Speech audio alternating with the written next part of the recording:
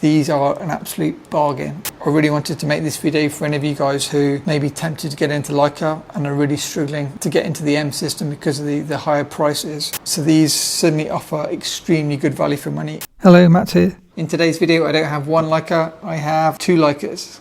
This video will compare the Leica R5 to the Leica R7 and hopefully tell you all you need to know. So first, as a recap for any of you new to Leica R cameras, we had the Leica SL, then the Leica SL2, then the Leica R3, the Leica R4, the Leica R4S, the Leica R5, which we're going to look at, the Leica RE, the Leica R6, which I've already covered. If you missed my Leica R6 video, I'll link that at the end of this video. The Leica R6 II, which is more or less the same as the Leica R6, but it's got a 1/2000 shutter speed. Maybe I'll show you that camera in a future video. After the R6 II, we had the Leica R7, which I'm going to show you. And then there's the Leica R8, the Leica R9. And then sadly, Leica pulled the plug on the Leica R10, so that never made it to market. So the two I'm looking at are the Leica R5 and the Leica R7 because they tend to have a better reputation than some of the earlier ones, the Leica R3. Some of the Leica R4s tend to get a bit of a sketchy kind of write-up. I know many people in forums have said the R4 can be excellent, but equally some people say that it can be less reliable than the later ones, such as the R5 and the R7.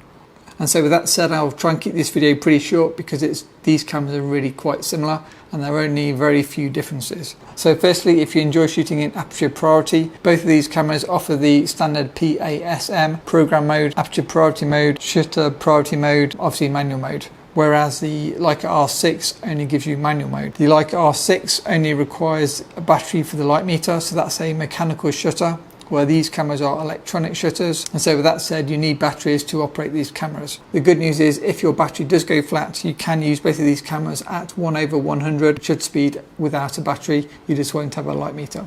And talking of shutter speeds, both cameras offer bulb mode through to 1/2000th of a second with a 1/100 flash sync speed. At first glance, both the cameras look reasonably similar, but the Leica R7 is slightly different to the R5 and the R6 in that it is slightly taller to fit in the extra electronics packed into this camera body. I guess before we go any further, I should probably point out why I do actually have an R5 and an R7.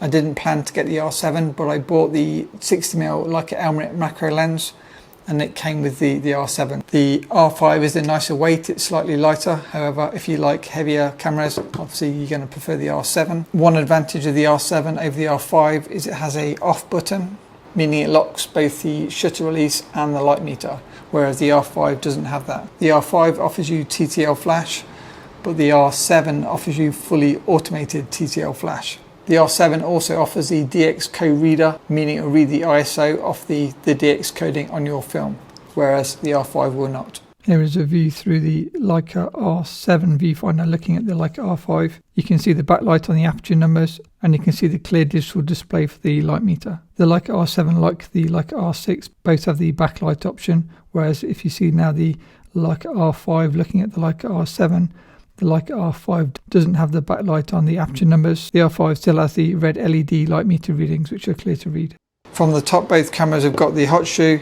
You've got your ISO settings on the left hand side where you set your film speed and you can dial in a plus minus exposure setting. On the right hand side, you've obviously got your exposure counter, you've got your film advance, shutter release, ISO and your program mode. The Leica R5 offers you M for manual mode, A in a circle which is aperture priority with a center weighted spot meter, A in a square which is aperture priority with kind of matrix metering, the full view, P for program mode and T for shutter priority. On the Leica R7 you've got M in a circle again for manual mode, A in a circle again for aperture priority, center weighted light meter, A in a square, same as the last one, P the same, T the same. So as I say, both of these cameras are really similar. Both cameras offer you a diopter, meaning you can dial in your prescription, which I find really useful. Both cameras have the depth of preview lever on the right hand side of the lens mount, and both cameras also have the same self timer as found on the Leica R6 and R6 II. The Leica R7 is more similar to the Leica R6, which I'm accustomed to, in that you have a few additional features which are not found on the Leica R5.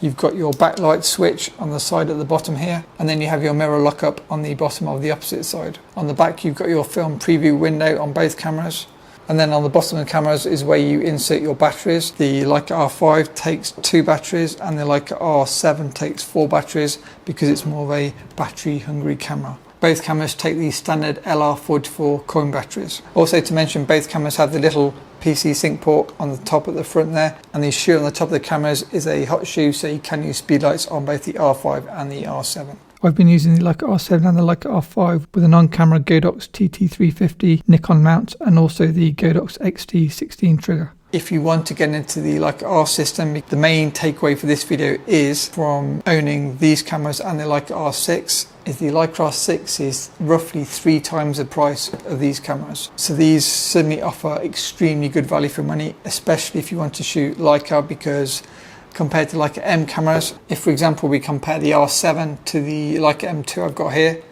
M cameras are now going for roughly £1,500 GBP, and these are going for around £200.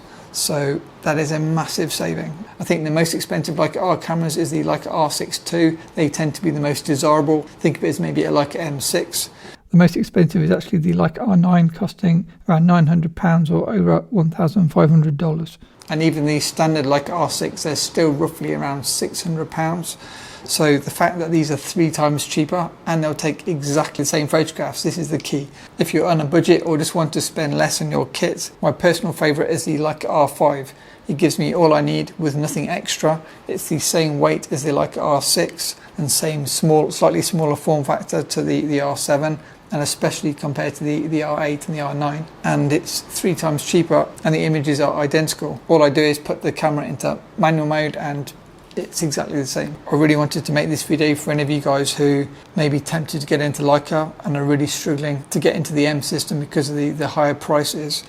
These are an absolute bargain. Really like them, and so far I've had no issues. That said, I should probably mention the Nikon F film cameras. As you know, I also shoot with Nikon F cameras. You can pick up the Leica R cameras for the same price as some of the Nikon cameras, which may sound crazy to some of you, but you can get Nikon lenses a lot cheaper than Leica R lenses. Leica R lenses can be £200 and upwards, so what's that? Maybe $250, $300, where Nikon lenses can be as cheap as £50 or $50. If you're a Leica R user yourself, let us know in the comments which is your favourite Leica R body. The Leica R6 II is great because it gives you the 1/2000th of a second shutter speed, but it's a bigger investment. So in the past, instead I've been using the Leica R6. However, the R5 and the R7 both offer you 1/2000th of a second. You can shoot manual mode exactly the same. And as I say, if you go for the R5 over the R7, it's slightly lighter, slightly smaller, and feels more R6-like to me. And that said, if you want more features, get an R7 because you've got a few extra features found in the R6, which is not found in the R5.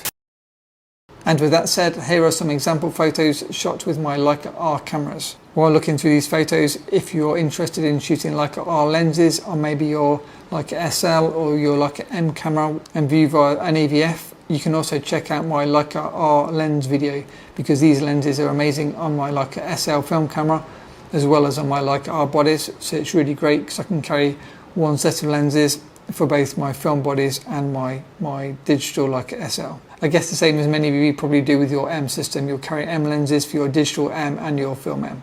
So I hope you enjoyed this quick overview of these 2 Leica R cameras, and any questions feel free to let me know in the comments and I will get back to you. New for 2022, just subscribe to be part of the monthly giveaways where I'll give away £30 or $40 worth of Patreon access and a 30-minute one-to-one Zoom call. It costs nothing and you've got to be in it to win it, so tell your friends. A massive thanks to my awesome patrons, Merry Christmas, and see you in the next video.